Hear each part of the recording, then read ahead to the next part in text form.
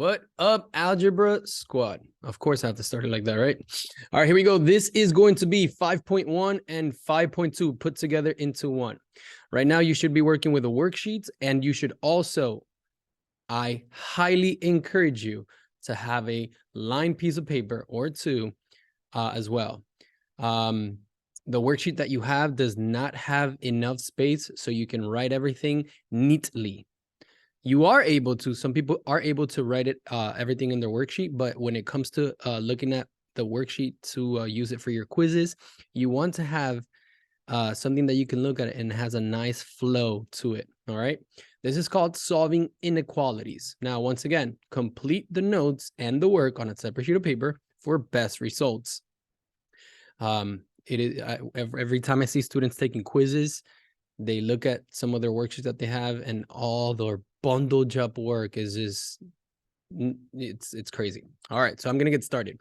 The very first thing that we need to understand for inequalities are, what type of symbols are we dealing with? Inequality symbols. These are the inequality symbols, all right? Meaning we're not using the equal, no equal.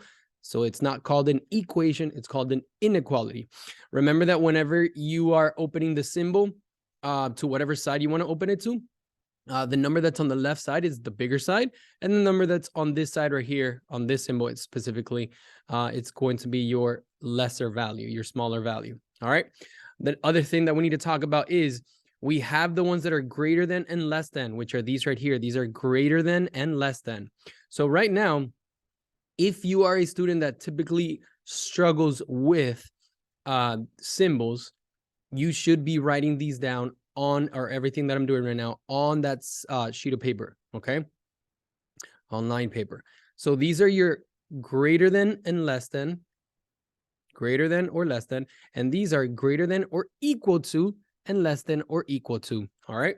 Now, why do we care about these symbols? Because when we graph them, whenever we're talking about greater than or less than, meaning we don't have the little line underneath, we're going to be using an open circle.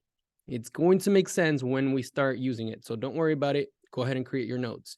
When we're using these symbols right here, we are going to be using an open circle when we're graphing it. When we are talking about greater than or equal to, less than or equal to, we're going to be using a closed circle or a shaded in circle. All right. Let's move on. Go ahead and start creating notes right here. Important. So these next few slides, which are, I believe it's only 3 of them, have the most important information that you need, which is what makes inequalities different than equations. Now, I'm going to tell you right now that inequalities and equation, the way that we treat them and the way that we work is the same exact way, These next 3 slides will tell you the 3 differences, okay? So as long as you can understand these 3 slides, there is nothing else that you need to learn that's new, because everything else you already know. Now, important idea number 1. When multiplying or dividing by a negative, something needs to happen. We need to flip the sign when multiplying or dividing by a negative, okay? Very, very important. So I'm going to go ahead and solve this problem right here and show you what exactly I'm talking about. I'm going to go ahead and solve for x, meaning I'm going to put x on one side. I'm going to have my symbol, and then I'm going to have a number on the other side. All right. So here it is. The first thing I want to do is take 5 to the other side by subtraction. Cancel, cancel. That is going to leave me with negative 2x. Keep my symbol facing the same way. And then I'm going to have 15 minus 5 is going to give me 10. My last step here would be to divide both sides by negative 2. Notice, warning, here it is. We need to flip the sign, okay? Flip the sign right here, because the number that we're dividing by, is a negative value. Okay, so now we have x, flip the sign, is less than negative 5. Okay, x is less than negative 5. There you have it. Okay. Now, this next step, or what I'm about to do right now on the board, you don't have to do it. Just look at, I'm going to go ahead and move this aside. Look at what happens if I do the problem a little bit more differently, but everything that I'm going to do is correct. What I'm going to do is I am going to avoid a division of a negative number. And I'm going to show you that the answer that I get, it's still going to be the same. So don't do this. You don't have to do this on paper. This is just so you can understand why the symbol needs to be flipped when dividing or multiplying by a negative number. So look what I'm going to do. I am actually going to take 2x over to the other side. If you're wondering, why would you do that? There's no 2x on the other side. Well, it sounds silly, but I can still do that, okay? There's nothing that tells me that I can't move stuff from left to right. So that's what I'm doing. Now notice that the 2 is positive, okay?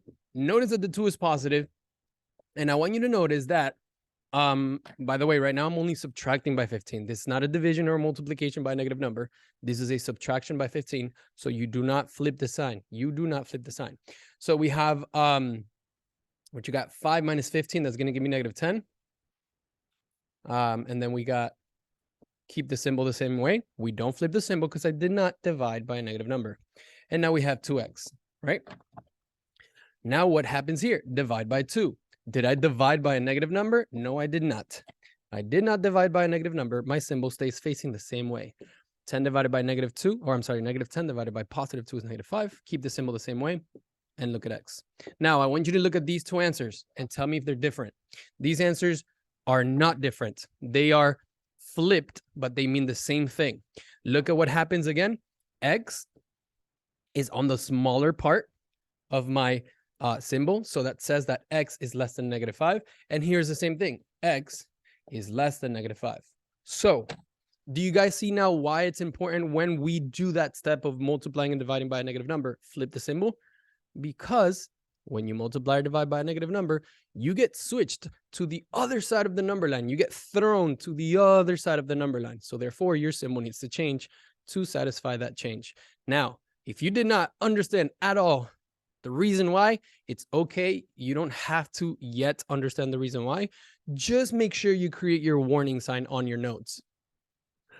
Number 2, second important slide to understand. When we get to a true statement, ... what happens? All right. Hopefully you guys understand what a true statement is. In equations, we get to a true statement when we got somewhere like 4 equals 4, right? That's true. Or 7.5 equals 7.5. That's also true. So let's see how it looks like in an inequality. Let's go ahead and do math. 3 times x is 3x. 3 times 4 is positive 12. Greater than or equal to 3x plus 10. All right. Let me go ahead and take this 3x to the other side so we can match up with my friend over here. What do you guys notice? Not only did we get rid of the 3x's here, but we also got rid of the 3x's here. And we are left with 12 is greater than or equal to 10. Now, there's nothing else to do. There's no other math to do. You could keep moving one of these numbers to become friends with the other one, take a number to the other side, but you're still going to get a true statement. This is true. What happens when we get to a true statement? Well, that means if we get a true statement, hold on, I gotta make my little thing up here. The board is stripping out. There you go. That means we have infinite solutions. Infinite solutions. Any number in the world will be a solution. This is also called all real numbers. All real numbers. My solution is all real numbers. Okay? You can put that in your notes as well. And once again, what does that actually mean? That means that if I grab any number, any crazy number in the world, I don't know what number you guys want me to use. Let's use 3.227. If I use that number to be x, this will be true. Okay, this number will make this true. In the previous example that I did, the number -5, or I'm sorry, the numbers that were less than -5 are the numbers that made it true. All right. So let's go ahead and see what happens here. We got 3.227 plus 4. What does that equal right there?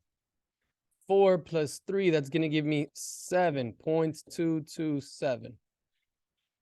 Greater than or equal to. And then here I have, on the other side, I have 3 times the 3.227 plus 10. Okay. So what am I going to get? Let me just, so I don't make any dumb little silly mistakes here. 3 times 3.227. That'll give me 9.681. 9.681. And then plus 10. And then on the other side, what happens when I do 3 times 7.227? I get 21. This side I get 21.681. And the reason why I'm doing it like this is so I can show you that, and this would just become 19.681.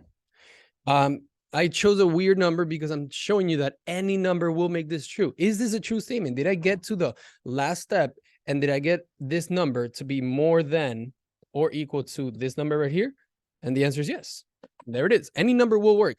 A positive, a negative, a fraction, any type of crazy decimal number, it will work. It is set because the left side will always be greater than the right side because of how this is written. All right. All right. The next and final one. Maybe you can guess it, but what do you think this is? When we get to a false statement, what do you think happens?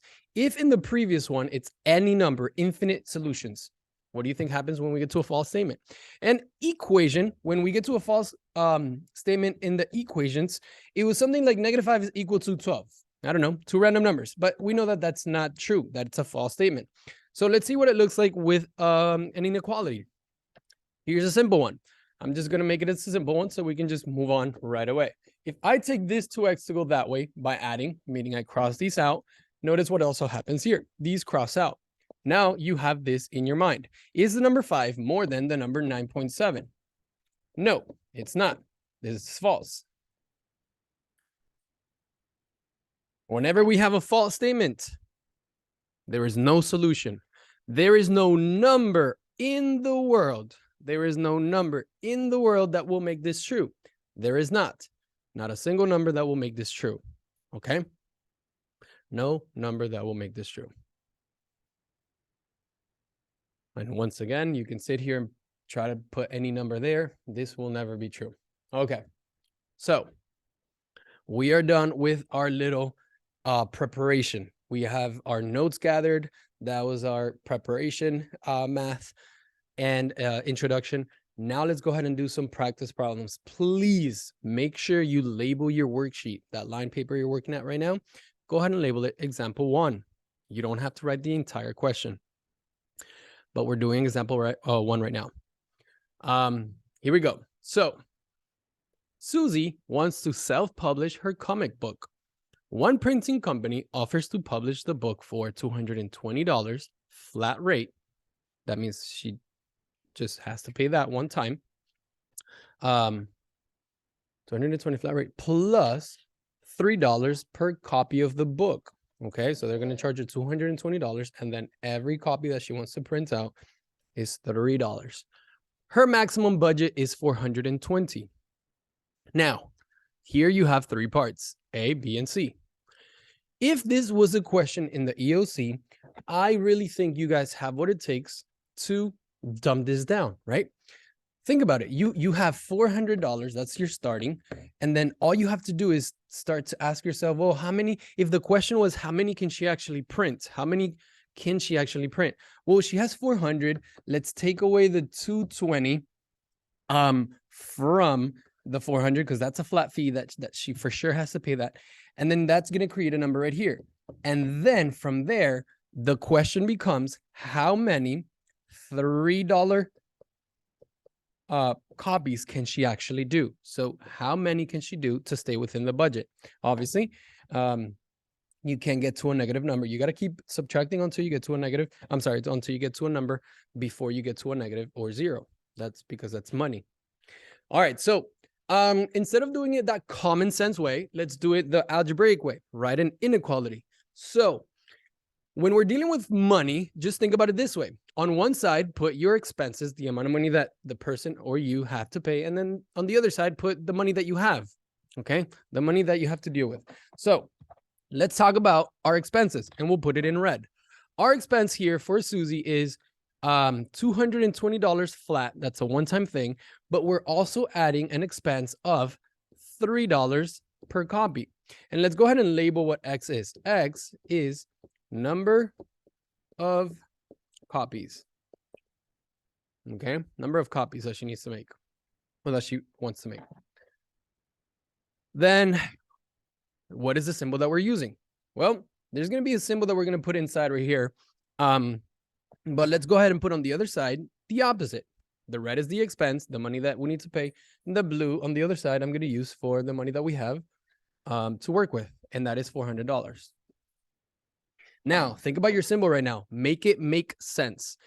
Can the money that you spend, which is this money right here, can the money that goes out of your pocket be more than the money that you have? The answer is no. So start with that common sense. Start with that common sense right there. So that cannot happen. So we for sure know that our symbol needs to face that way. 400 needs to be more, for sure needs to be more than the amount of money that we can spend. But also then think about the next question. Can I spend an equal amount of money that I have? So can I actually spend $400? Yes. If you are okay with spending all the money that you have budgeted for that, which that's what it says right there, go ahead and put an equal sign as well, or the little tick mark under, which means equal. So the money that we spend has to be less than or equal to $400. All right, we're done with part A. We just created our inequality. Part B, solve the inequality. So we have $220 plus $3 per copy. We want that to be less than or equal to $400. Okay, now we're just going to treat it like an equation. Don't worry about the sign until you have to divide or multiply by a negative number. So what do we have here? We have, let's take 220 to the other side because these are the numbers that have no variables. They're going to cancel out, leaving us with 3x less than or equal to, and that will give you 180, I believe. Yeah, seems right. And then our last piece right here is take 3 to the other side by division. And think about it. When I told you how to do the common sense way, didn't we do something like this? 400 minus 222. And then we kept going and saying, ooh, how many times can we take away 3 from it? And that is what division is. Division is equally dividing that same number over and over, right? Taking away that number however many times. So what do we get here? 3 divided by 3 is 1. X, or the number of copies that she can get, has to be less than or equal to, we had 180 divided by 3. That's going to be 60. And that's it. This, guys, is our answer. That is our answer. Okay. That paints a picture. This is math, so it sounds very weird. So let's go ahead and actually solve this and say, she can get up to 60 copies. That means she cannot get any more. She cannot get 61 copies. She will not have enough money to do that. And we'll go ahead and check our answers in a little bit. But right now, let's go ahead and trust it. Now, the next and final thing for part B that I want to do with you guys, it's something that's called set notation. And what is set notation? Set notation is, honestly, even though I've taught this for 6 years, I don't know why they decide to add another way to write your answer. It's very weird. It's very weird. Our answer is already right here. Why write it another way? I don't know. But I still have to make you guys familiarized. So when you see it on a test in the EOC, you guys go, okay, Carreño taught me this. Set notation is super easy. You're going to grab the answer that we got, which is the number of copies that she can get is less than or equal to 60. And then what we're going to do is we're going to put some symbols around this. The first pair of symbols that we're going to put here is the variable that we're talking about. We're going to put a bar separating our answer and the variable that we're talking about. So I guess you can read this like this. In terms of x, x has to be less than or equal to 60. That's the way that kind of you can read it. And then the last set of symbols that we're doing here is the one that looks like a funny little butt wiggle. I don't know. It looks like a sideways butt to me. And that's it. That's called set notation. So box this in. This right here and this right here are the same thing. This is called set notation.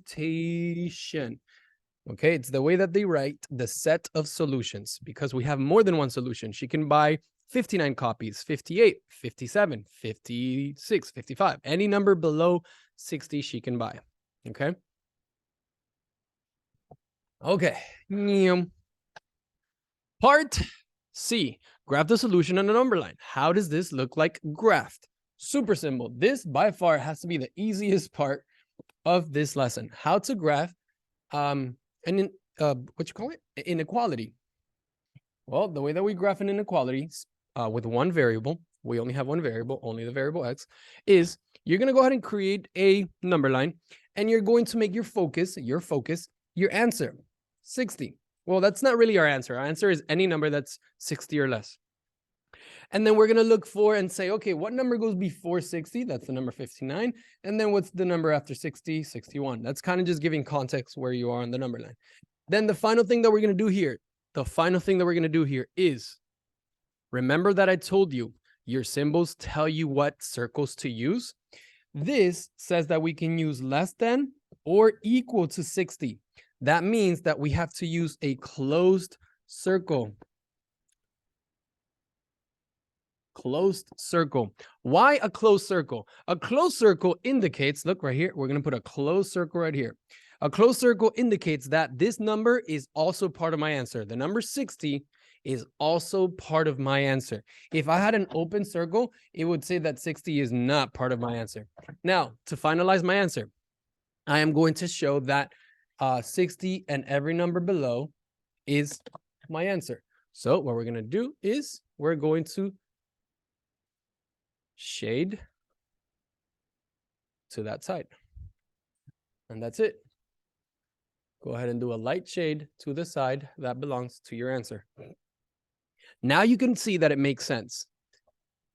How does it make sense? Because every number here, every number in the shaded section is the number less than 60. Okay. Now, if you think about it and you make sense of it, this is a real world question.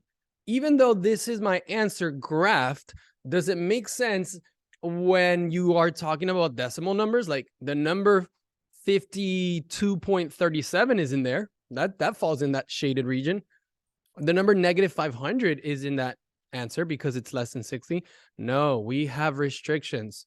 There are restrictions here. So we have to be smart about that. If the question was to ask, what are the constraints? Well, you have to have whole numbers because you're talking about selling books, and you have to talk about numbers that are greater than 1. So whole numbers that are positive. There you go. But I still wanted to graph it just so you guys can understand how to graph inequalities. Let's go ahead and do the next one. Or I'm sorry. This is what I wanted to talk about, how to check your answer. How can we check your answer? Well, this is the work that we did right here, right? And if you did, and you solved your inequality and you're freaking out because you're like, oh man, I don't know if I did it correctly. Well, simply find a number that is, because our answer here is anything less than or equal to 60. Go ahead and find a number that's less than 60, any number that you want, any number that you want. Right now, let's play with the closest number to 60, which is 59. So what happens if I actually say that we're selling 59 copies? Will that work out? 3 times 59 is 177. 177 plus 220 is going to equal 397. Look at that. Look how close the number 397 is to the number 400. That is because that is the number that is one less than her, than her threshold, which is 60. What happened if she were to sell one more copy? Well, that's $3 more that it will cost her. Where would that put her? What's 397? That's going to put her at 400. Ooh, so there she will be spending every dime that she has. Is the number 400 less than? No. Or equal? Yes, it's equal to 400. So there you have it. It makes sense. Your work makes sense. Any number that's under 60 will make this true. Okay, so plug it in and see if you get a true statement. That is how you can check your answer. Question number 2. Example number 2. All right, consider the inequality. The opposite of a number divided by 2 minus 17 is less than 7. Part A. Translate the sentence into an inequality. So this is a sentence, you can see. What we need to do is put it in numbers. All right, part A, here we go. What is the opposite of a number? Well, the opposite of a number means if you have a 2, the opposite of 2 is negative 2. If you have a negative 9, the opposite of negative 9 is positive 9. So pretty much you can find the opposite of a number by taking it, like multiplying it by a negative. Multiplying it by a negative will always get you the opposite of that number. Okay, so if you have a number and it's the opposite, so there you have it, the opposite of a number divided by 2 minus 17 is less than, look, it's my little tiny side is pointing to my stuff that's less than the number 7. Okay, there we go. I did part A. Translated into an inequality. Remember that we don't use the little line under the symbol. Part B, solve the inequality. All right, so what is that going to look like? We're going to want to take 17 to the other side here. Get rid of the number. Cancel, cancel. The number without the variable. And now we have negative x divided by 2 less than 17 plus 7. That's going to give us 24. Okay. What do we got next? This 2 is dividing. So the way that we can take that 2 to the other side will be multiply both sides by that denominator. Cancel, cancel. And now we have negative x is less than, mind you, we have not multiplied or divided by a negative number. 48. Okay. Now, do you guys remember that this is the same thing as looking at a negative 1? The way that we can take that to the other side is by the division property of equality. What do you guys notice about this negative 1?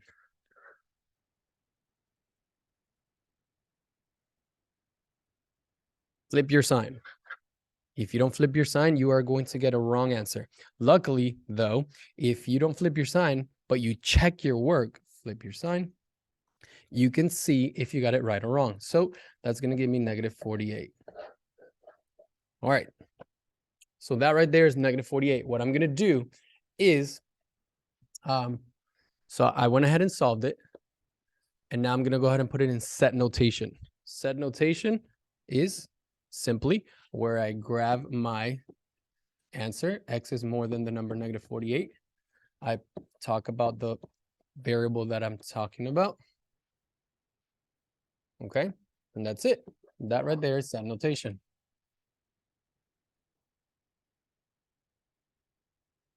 Set notation. It's just another way to express your answers. Okay, and then the last piece of this was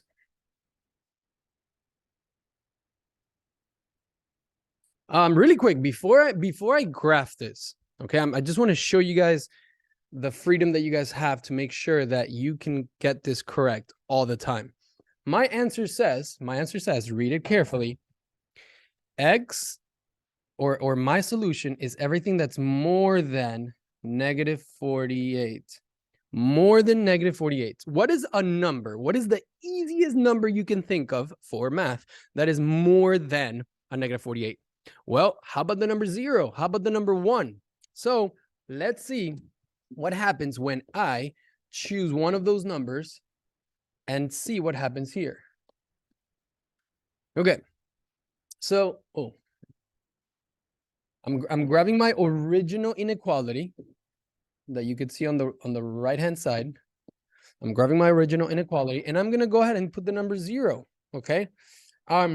Because the number 0 is the easiest number to work with. That is, within my range right there. 0 divided by anything, that's going to give you 0, okay? So now you're left with, is the number negative 17 less than 7? Yes, that's true. That's true. So I know that I'm right. I know that my math was right because I chose a number in that range that made it true. So let's go ahead and graph it for step number C. Yep, step number C. You heard it here, guys. My focus is the number negative 48 because that's where my answer took me to. So negative 48. In the number line, the more we go to the left, the lesser we become. But the bigger these numbers are. So negative 49. And then to the right of this, which is a number that's greater, would be 47. Then the next question you ask yourself is, do we have an open circle or a closed circle? So do I leave the circle open or do I close it? Does my answer include negative 48? Ask yourself that. Does my answer include negative 48? And the answer is no. You leave it as an open circle because this number right here will not make this true. Look at it. Is negative 48 more than negative 48? No, they are not. Negative 48 is not larger than negative 48. It's equal to, but we don't have that little equal to, so don't use that. Therefore, we use an open circle. That's the reason for the open and closed circle. And now we go ahead and say, okay, so my answer is everything greater. Fun fact, every time you see that your answer is greater, okay, and you're trying to think about, ooh, which way does my arrow go? Greater in a number line is always to the right, okay? Greater on the number line is always to the right. Less is always to the left. So don't freak out about where you are in the number line. Greater is always to the right. All right. So we're done with this one. Let's see what we get here for example number 3. Woo, we got some good warm-up right here. Example number 3. Solve an inequality with the distributive property. All right, so let's go ahead and do this sucker right here. We're just going to treat this exactly how we would a regular equation. So the first thing that I would suggest is distributor here, for, that's going to be 4 times 2 is 8. 4 times 11 is 44. Keep the symbol the same way. I have not multiplied or divided by a negative. Negative 12 does not do anything yet. 2 times x is 2x, and 2 times negative 4 is negative 8. Cool. Now, let's go ahead and put numbers together. I see that I have an 8x here and a 2x here. Why don't I put them together by bringing the 2x with his friend? The 2x will cancel, leaving me with 6x on this side. Now, I want to take 44 to the other side. Hopefully you guys agree with me. So we can pair up with the negative 12 and the negative 8. So we have negative 12, negative 8. Negative 12 and negative 8, how much does that make? That is going to make negative 20. Okay, that makes negative 20. If I'm taking this 44 to the other side, like this, to team up with these guys, what is that going to give me? That is going to give me a positive 24. 44 is bigger than the number 20, so we're going to stay in the positives. I have not divided or multiplied by a negative number, so my symbol stays the same. And remember, 24 is what I will get on the other side when I deal with negative 12, negative 8, and 44. I guess I can write it here. All right, our final step, divide by 6. 6 is not a negative number. Your sign does not flip, so don't worry about any sign flippage at this point. And now it's 24 divided by 6, or 6 times what will give you 24? That would be the beautiful number 4. Done. Let's go ahead and get into the habit of writing this in set notation. So this written in set notation would look like this. Do a little symbol right here. We are talking in terms of x. My solution is where x is less than or equal to the number 4. Close set notation, box it in for my final answer, and just put right here that this is set notation, just so I can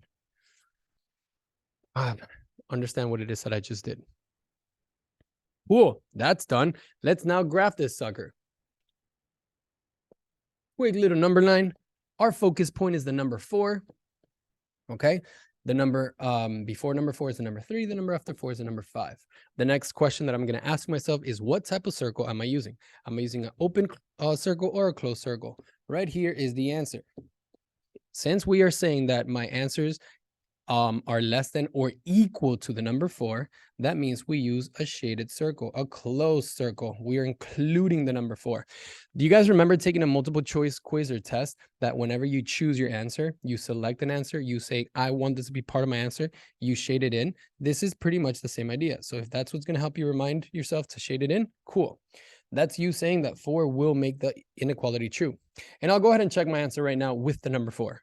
So my answer is any number that is less than 4 or equal to 4. So I'm going to go ahead and take my arrow, point it to the left because all my less than numbers are that way. And I'm going to shade. Cool. Here we are done. Now let's go back to the original here. And let me just check to see what happens if I put the number 4. What would I get if I put the number 4? 4 times 2 times 4 minus 11 less than or equal to negative 12 plus 2 times 4 minus 4. Well, 4 minus 4 here is going to become 0. 0 times 2 is going to go away. So this side is only negative 12. What do I have here? Here I will have, so I have 4 times 8 minus 11. 8, 9, 10, 11. So that's going to give me negative 3 inside here. So negative 3. Negative 3 times 4 is negative 12. So I am asking you guys this. Is the number negative 12 less than or equal to negative 12? Of course it is. They are equal to each other.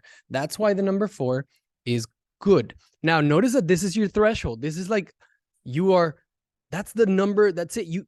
This number is identical to this number. That means 4 was that last number. Like if you go to the number, what was our answer? Less than 4? Yeah, if you go to the number 5, you now tip the scales and this will no longer be true. So as long as you choose the number 4 at any number before 4, this will stay true. So that is why our solution set, our set of solutions are all the numbers that are 4 or less. Okay. Hopefully that made sense. All right. Solve and check. I encourage you guys to pause the video at this time and try it on your own. Okay. Try it on your own.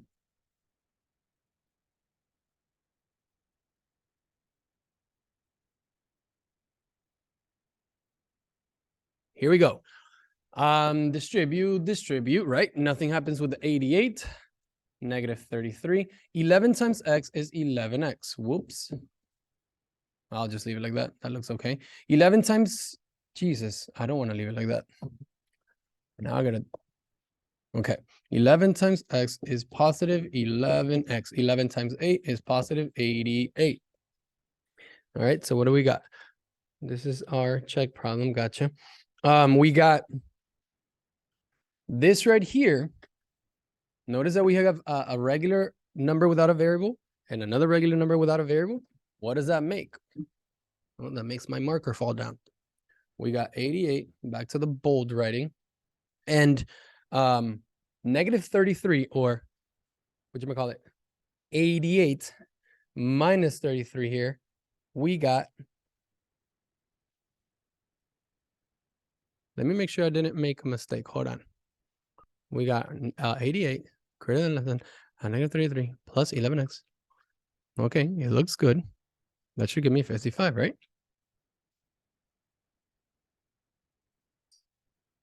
That should give me 55 plus 11x. All right, so